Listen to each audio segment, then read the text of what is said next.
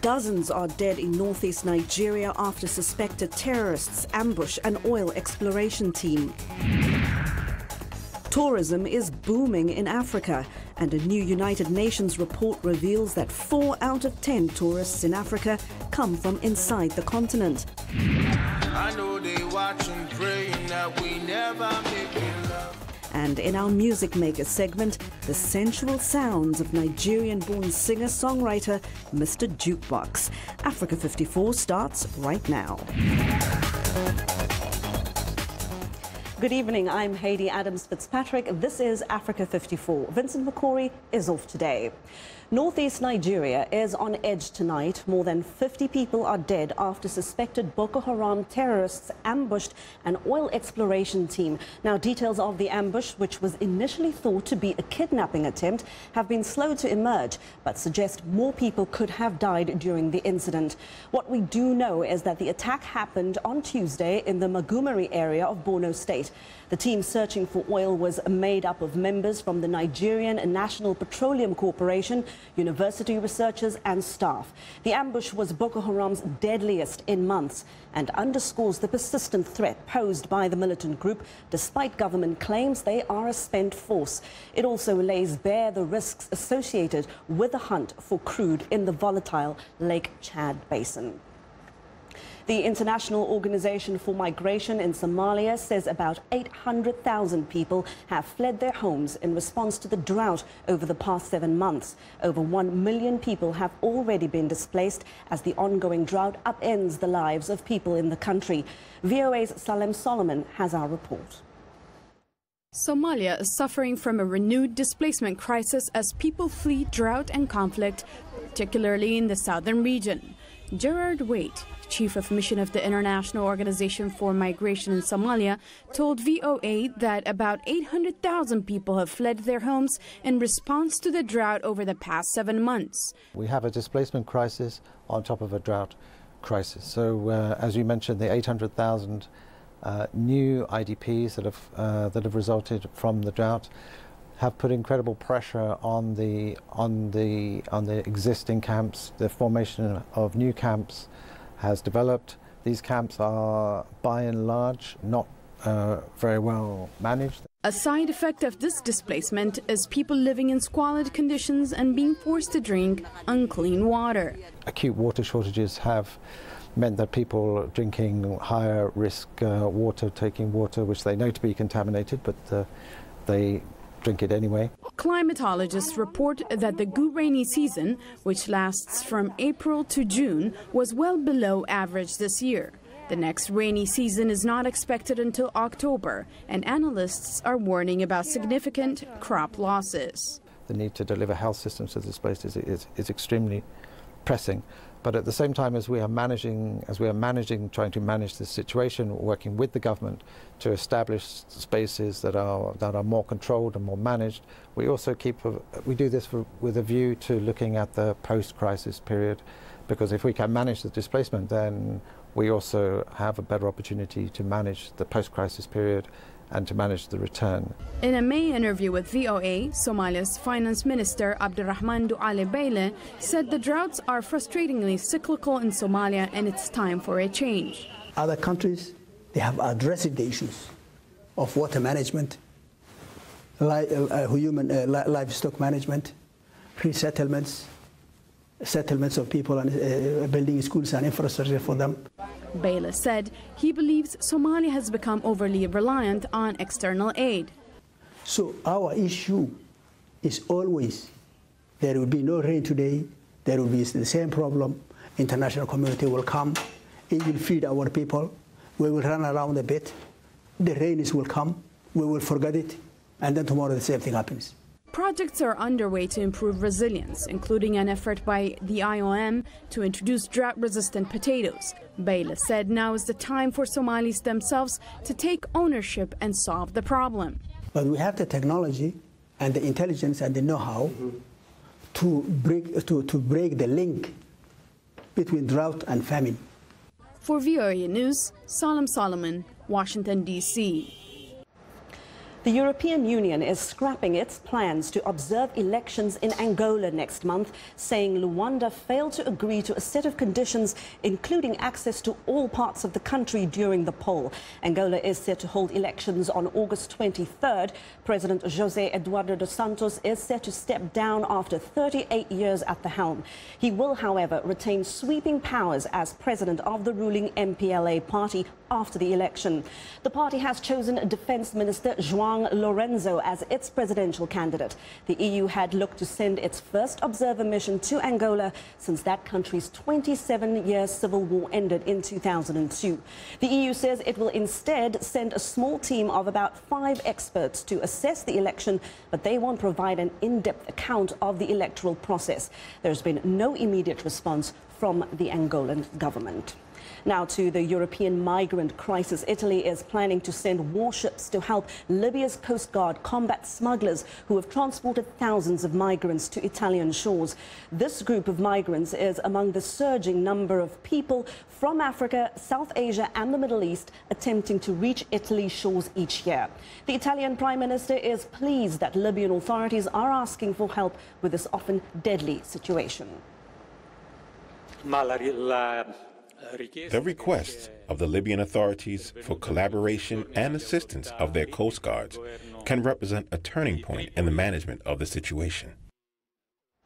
While military ships from European nations frequently pick up men, women and children making the perilous Mediterranean sea crossing, the European Commission announced that it's pledging another $116 million to Italy to help its government manage the Mediterranean migrant crisis. While U.S. President Donald Trump's administration is seeking a reason to keep American troops in Afghanistan after 16 years of war, U.S. officials are also examining options to stabilize conflicts in the region, including a dialogue that would move forward a peace process. VOA's Cindy Sain has more.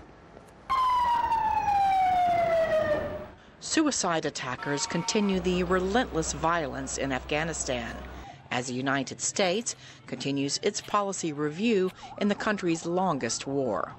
As the top U.S. diplomat, Secretary of State Rex Tillerson is not advocating for military options, but instead to facilitate a dialogue between Kabul and the Taliban.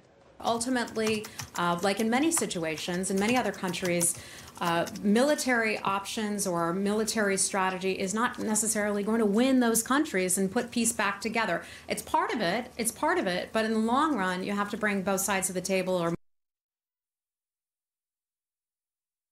Trump was asked if he would deploy additional American soldiers to Afghanistan.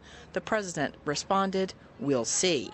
Some analysts warn of the danger of prioritizing security over diplomacy, saying the Trump administration could suffer politically for an open-ended troop commitment in Afghanistan. They argue Washington should find a comprehensive strategy which addresses many challenges Kabul is facing. I think that we really need to be thinking about the diplomatic strategy and specifically how to engage with the Afghan government, which is in a lot of trouble. There's a major crisis. In a recent interview with VOA, former Afghan President Hamid Karzai strongly opposed a policy that sends a message to intensify the war. He said he supports a U.S. strategy that pursues peace, promotes unity, and fosters good relations with Afghans' neighbors. Responding to a report that Afghanistan's vast array of mineral deposits may encourage President Trump to remain militarily engaged in the country, State Department spokeswoman Heather Nauert declined to get ahead of any final decisions made by the president. For VOA State Department correspondent Nike Ching, I am Cindy Sain, VOA News, Washington. Well, turning now to the diplomatic spat between the United States and Russia. Russia's foreign ministry said Friday it is imposing countermeasures on the U.S. in response to new sanctions voted by Congress Thursday. The ministry says the sanctions confirm the, quote, extreme aggression of U.S. in international affairs. Senators overwhelmingly approved the sanctions bill Thursday, a day after the House and Senate agreed on the terms. This legislation that passed 98-2, now heading to the president's desk, will require the president to take action against Russia. It's long overdue, and he will not be able to give sanction relief unless he comes to Congress and reviews the foreign policy in which those recommendations are being made. Well, the House has already passed the bill with a vote of 419-3. The sanctions also target Iran and North Korea. Well, President Trump is being accused of trying to bully his attorney general into quitting. The new White House communications director is taking verbal shots at Trump's chief of staff.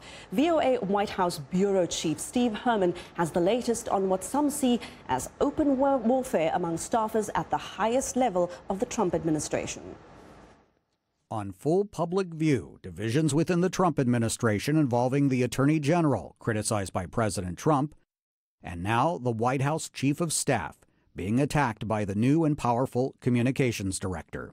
Whether the president maintains confidence in Chief of Staff Reince Priebus is something the White House press secretary repeatedly declined to clarify on Thursday, brushing off the tension between communications director Anthony Scaramucci and Priebus, whom Scaramucci intimated is a source of leaks from the West Wing to the media. The president likes that type of competition and encourages it.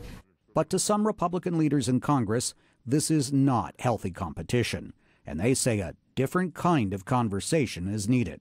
Reince is doing a fantastic job at the White House, and I believe he has the president's confidence. So if those two gentlemen have differences, my advice would be to sit down and settle your differences. Scaramucci, who reports directly to the president, not the chief of staff, is casting doubt on whether his differences with Priebus can be settled. Some brothers are like Cain and Abel. Other brothers can fight with each other and get along. I don't know if this is repairable or not. That will be up to the president. If the chief of staff loses this power play and departs, that could trigger a significant exodus from the West Wing of loyalists who also worked for Priebus at the Republican National Committee. Steve Herman, VOA News, at the White House. As the U.S. State Department marks its 228th birthday this month, the diplomatic agency finds itself at a turning point. It faces the threat of deep budget cuts as numerous high-profile positions remain unfilled 6 months into the Trump administration. Again, here's VOA's Cindy Sain. Turmoil at the White House and rumors of a possible cabinet shakeup are spilling over to the State Department, which has had to repeatedly deny reports that Secretary of State Rex Tillerson may be contemplating leaving. Tillerson spoke for himself alongside his Qatari counterpart. Mr. Tillerson, are you committed to staying in your position as Secretary of State? I'm not going anywhere. How long will you stay for? As long as the president lets me. How's your relationship with the president right now? Good. Some analysts say Tillerson is facing unique challenges, but getting to be the top U.S. diplomat is the chance of a lifetime. It is a job that carries tremendous prestige and authority. Defending the United States abroad is an extraordinary sense of mission and excitement. And I suppose, and clearly, as you know, Tillerson was not Mr. Trump's first choice. Some former diplomats and foreign policy experts are concerned about how potential budget cuts, open differences between Tillerson and President Donald Trump, and numerous unfilled high-level positions are affecting morale among the 36,000 employees of the State Department. Spokesperson Heather Nauert told VOA those employees still see their work as a calling. 228 years, the department remains as strong and relevant and dedicated to U.S. national security, economic prosperity, and the safety and security of our citizens as it has ever been. Others are worrying about talk that the Office of Global Criminal Justice may be closing. It advises the Secretary of State on issues related to war crimes, crimes against humanity, and genocide. It sends the wrong signal that the U.S. is withdrawing from key issues, whether it's climate change or atrocity prevention. And from our, from the perspective of previous administrations and others, both Republican and Democrat, we can both see that this is going to have an impact on U.S. interests globally in the wrong way, in the wrong direction. But Nauert broke news Thursday, telling VOA the Office of Global Criminal Justice will remain at the State Department and its work will continue. though the detail of its current special coordinator, Todd Buchwald, will come to an end. Cindy Sain, VOA News, the State Department. We want to know what you think about Africa 54 and the stories we cover here. Join the conversation on Facebook. The address there is Africa 54. And please check out our headlines 24/7 on voaafrica.com. Coming up, tourism is thriving in Africa, and we'll tell you where many of the tourists are coming from. We'll be back in a moment.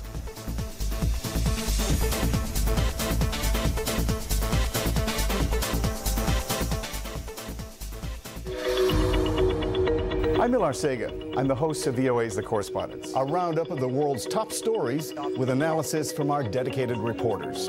It's really a conversation the same way that you would bring a friend to your home and ask them what's going on. And our correspondents will do that and answer those questions through their own eyes. That appears a false choice in more ways than one. We can't actually put you there, but we can come pretty close. In 30 minutes, we'll show you the world.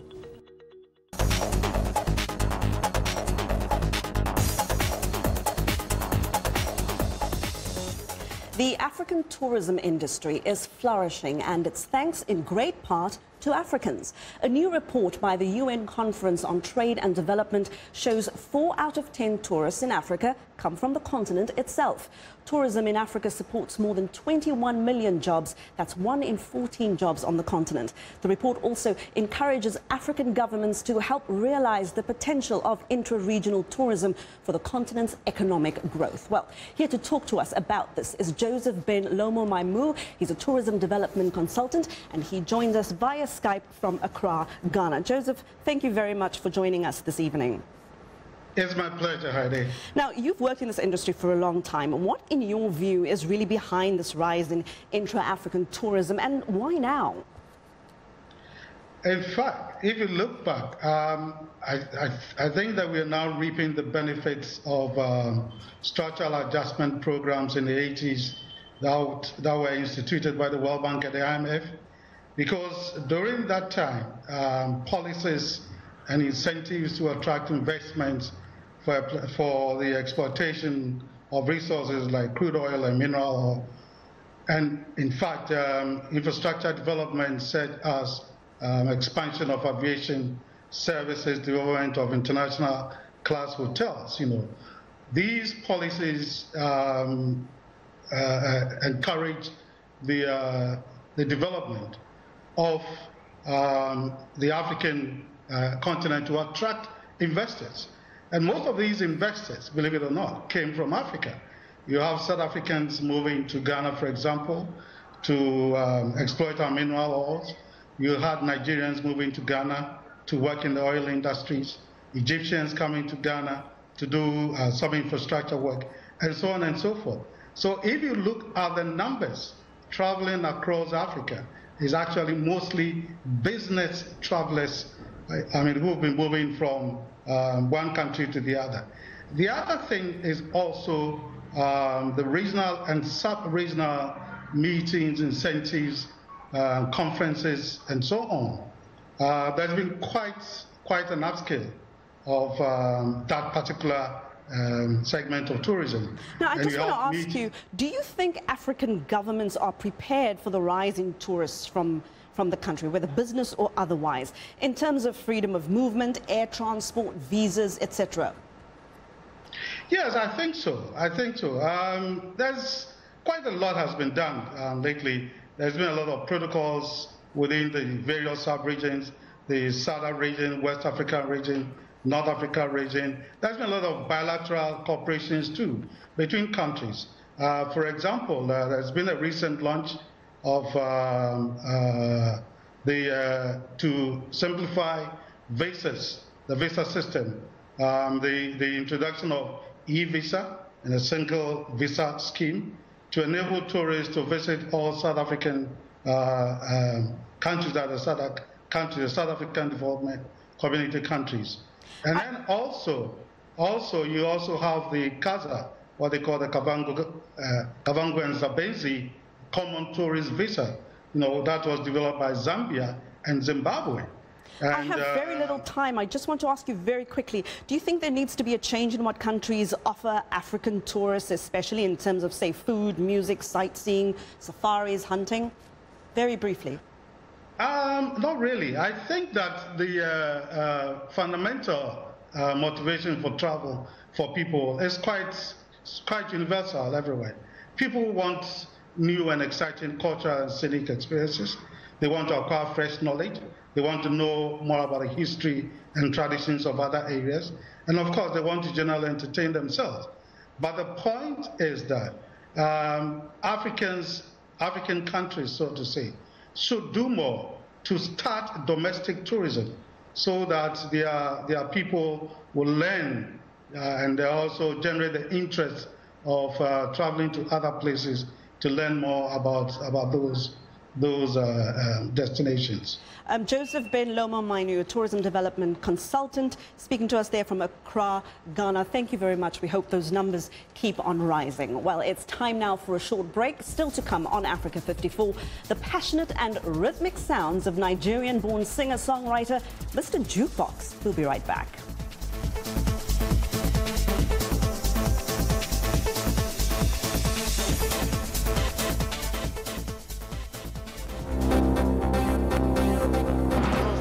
Démocrate, le président Macky Sall est un démocrate. Parler de fraude dans ce pays.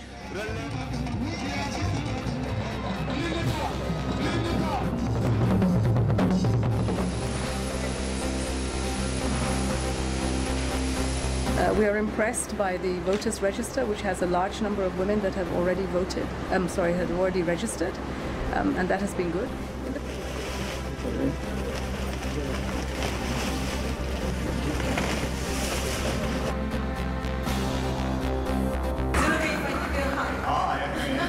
So I'm pretty excited. We are committing to train 10 million people over the next 5 years.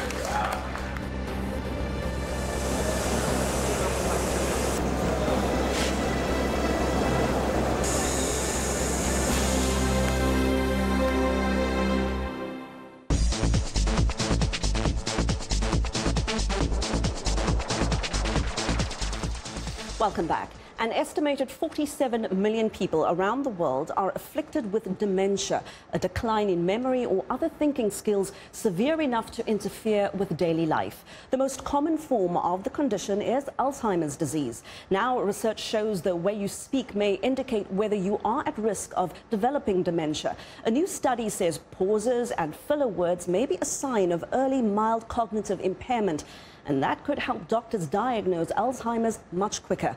VOA's Deborah Block explains. The mother is... 72-year-old Alan Sweet is taking part in the dementia research at the University of Wisconsin. He is describing an illustration. The stool is tilting and ready to tip over. His words could help researchers understand more about the onset of dementia. I can't say I enjoy it, because I'd be lying, but I recognize that is, these are scientific tests. In sessions 2 years apart, researchers asked elderly people like Sweet to describe the same picture. They discovered that more pauses, filler words, and other verbal changes could be a sign of early cognitive impairment. It doesn't mean these people will develop Alzheimer's, but many do. 15 to 20% each year. This is definitely important because it's the first step in seeing that we can see change in speech very early on. Current drugs can't slow or reverse dementia, but some drugs and treatments may help improve symptoms, especially at the early stages. So, this simple and inexpensive test for mental decline could make a difference. We all use different techniques to speak, like fillers. We all use that occasionally. But in this case, what we're seeing is something more severe than what's typical. That includes Ronald Reagan, who was President of the United States from 1981 to 1989. At news conferences later in his presidency, he used more nonspecific nouns and fillers. If we're talking about disarming the the Mujahideen. In 1994, he was diagnosed with Alzheimer's. Alan Sweet watched his father and then mother suffer from forms of dementia before they died.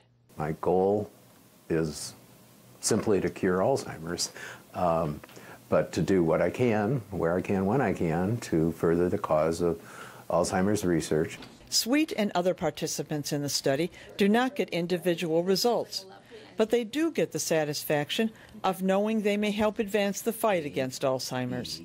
Deborah Block, VOA News, Washington.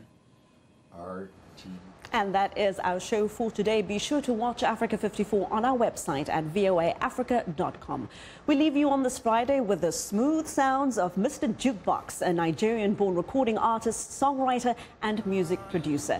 Enjoy the music and have a great weekend. Fall apart, that's what they wanna see. Always fighting, always bickering. But our love is stronger than titanium. Yeah. Me and you together, destiny. Swear I'll love you till I R.I.P. No lie, oh my mind, yeah. Your love, my love, we will always be together till the world falls apart. We'll storm through any weather, say my love, your love lasts longer than forever, don't you worry. No. Plenty rumors that you hear about me. Girl, them stories I just make believe. Today I was with this girl, yesterday with that girl, nah. I know they watching, praying that we never make it love. My love, we will always be together till the world falls apart.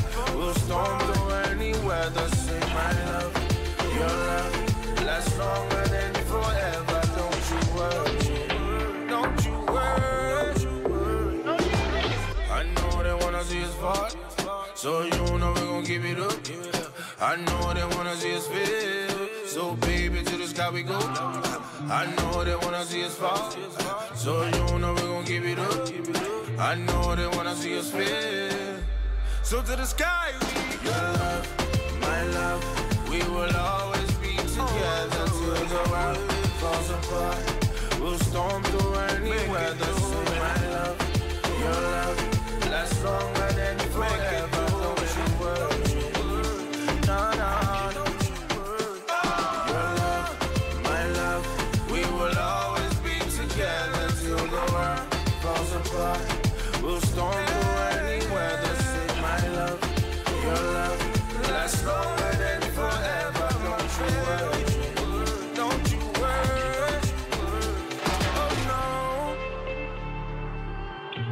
Oh no, yeah. Your love and my love will always be together, longer than forever, yeah. Welcome to English in a Minute. Most people enjoy listening to music. But is this expression actually about songs and tunes? Music to my ears. Jonathan, I cannot believe we have to work over the weekend. Did you not hear the news? The meeting for the project got canceled. No work this weekend after all. Awesome! That is music to